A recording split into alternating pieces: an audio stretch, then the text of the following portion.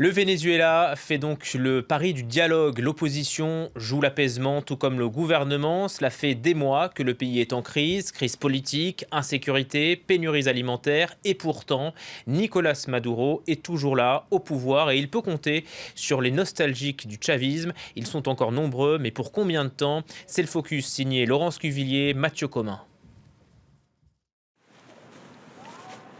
Des scènes devenues quotidiennes au Venezuela. La nuit, des habitants fouillent les poubelles à la recherche d'un peu de nourriture. Et le jour, les files s'allongent devant des supermarchés à moitié vides. Si la colère gronde parmi la population affamée, le président Maduro trouve encore des soutiens.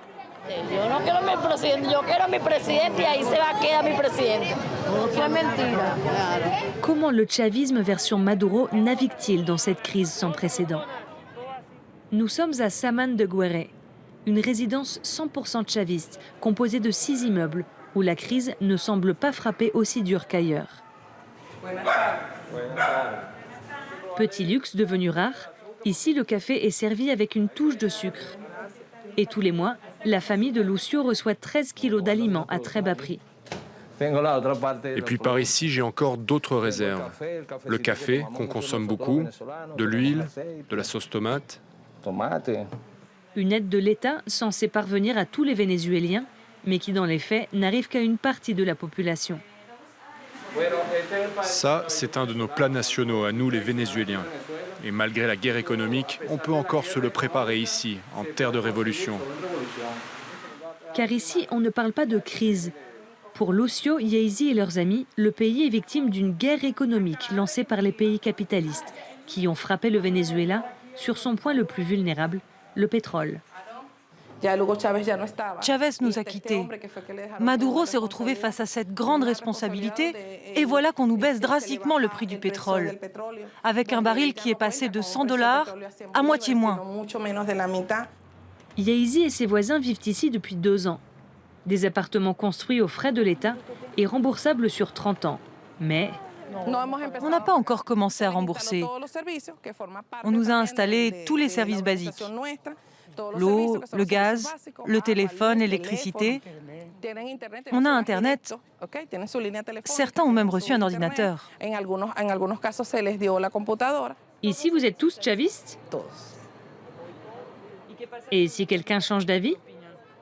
On fait en sorte que cette personne retrouve son amour pour le chavisme. Mais pourquoi s'en éloigner? Regardez, y a-t-il un meilleur endroit pour vivre qu'ici? L'État est désormais gravement endetté, mais il continue de choyer ses enclaves militantes. Regarde, ça, c'est un projet d'agriculture urbaine. On va planter des potagers autour de chaque immeuble. Le projet a été approuvé. On attend juste l'argent du gouvernement. Nous voulons dire au monde entier que nous avons un plan.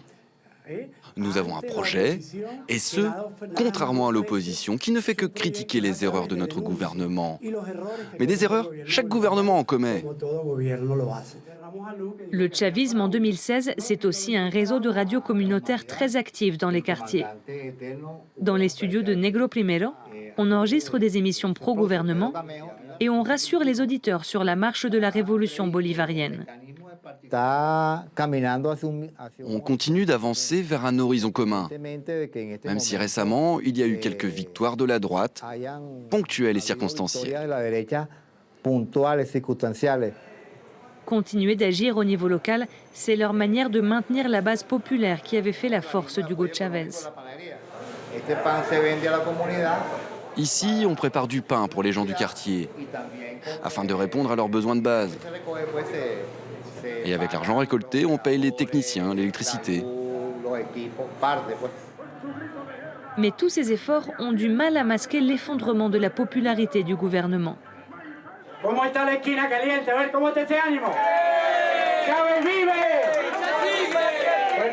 La Esquina Caliente, comprenez, le coin de rue chaud, était un haut lieu d'agitation révolutionnaire pendant les années Chavez. Désormais, les animateurs peinent à intéresser les foules et à séduire la jeunesse. Il faut qu'on reste en alerte. On ne peut pas perdre cette révolution. Si on la perd, on nous retirera tous nos acquis sociaux. Le Venezuela avait toujours compté parmi les pays les plus prospères du continent.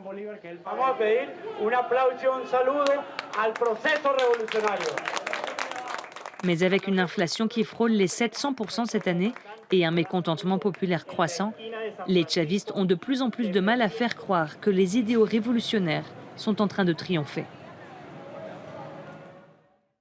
Et on retrouve depuis Caracas Natalia Brendler. Bonjour, merci d'être avec nous. Vous êtes directrice du groupe d'études politiques sur l'Amérique latine.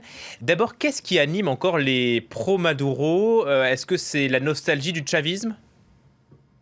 Oui, bien sûr, Chavez est devenu comme un leader religieux presque. Il a été nommé maintenant le commandant éternel. Et tout Maduro se soutient encore par la mémoire du président Chavez. Parce que lui, il n'a aucun charisme,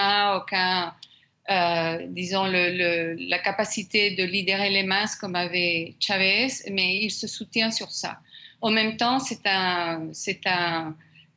disons, le chavisme continue à attendre que le gouvernement soit qui va résoudre les problèmes de la population de la façon dont il faisait quand il y avait le baril de pétrole à $120 par baril.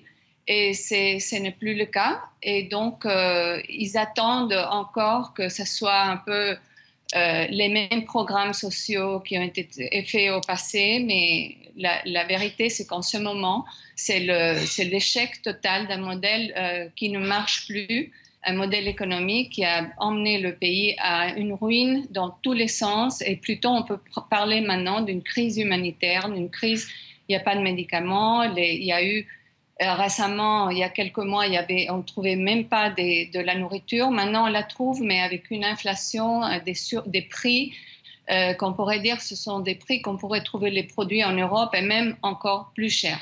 Donc, c'est une inflation qui arrive à plus de 1000%.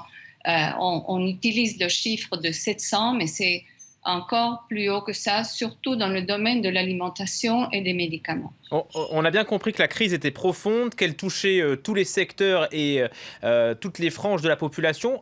La question, c'est comment est-ce que le pays peut encore fonctionner? Est-ce qu'il a des soutiens à l'extérieur, par exemple? Le pays fonctionne parce que quand même, on continue à produire du pétrole et c'est, disons, on voit qu'il fonctionne, mais il fonctionne très mal. Il n'y a pas de production nationale, il n'y a pas d'exportation. L'exportation, il y a même, le gouvernement a dû importer de l'essence, du pétrole, dans certaines périodes. Donc, c'est pas justement le problème, c'est que le pays ne peut plus fonctionner. Et c'est justement cette crise économique et en plus une crise politique très profonde qui est surtout en ce moment encore plus forte à cause de la rupture constitutionnelle qui est survenue déjà depuis longtemps, mais qui s'est aggravée récemment. Et ce n'est pas moi qui le dis, il y a eu une déclaration de 33 ex-présidents d'Espagne et de l'Amérique latine qui ont signé une lettre en disant qu'il y avait eu une rupture de l'ordre constitutionnel. Et c'est pour cela qu'en ce moment, il y a eu tellement de manifestations. Il y a en ce moment un dialogue qui a beaucoup de difficultés à démarrer parce que même s'il y a un représentant du Vatican au Venezuela en train de faire la médiation, c'est encore très difficile puisqu'il y a encore des prisonniers politiques qui entre eux, Leopoldo López, le plus nommé, mais il y a 114 prisonniers politiques en ce moment. Il y a aussi un manque d'indépendance des pouvoirs et c'est en fait le président et le tribunal suprême, la Cour suprême, qui ne permettent pas à l'Assemblée nationale de fonctionner. Mais est-ce que l'opposition a raison de croire à la reprise du dialogue? Je pense que c'est très difficile de croire puisqu'ils n'ont pas fait pour le moment les pas nécessaires pour commencer ce dialogue. Un de ces pas, c'est bien sûr la reconnaissance de l'Assemblée nationale comme un pouvoir indépendant qui doit législer et que les lois doivent être pas bloquées immédiatement, comme a fait jusqu'à ce présent la Cour suprême, qui est pleine disons, des magistrats qui ont été nommés par le président Maduro une fois que l'Assemblée nationale était devenue, disons, vers l'opposition, que je voudrais aussi Alors, on n'a plus le temps. Attention. Pardon. Désolé. Oui, non, ok. Merci beaucoup en tout cas Natalia Brendler pour vos explications directes de Caracas.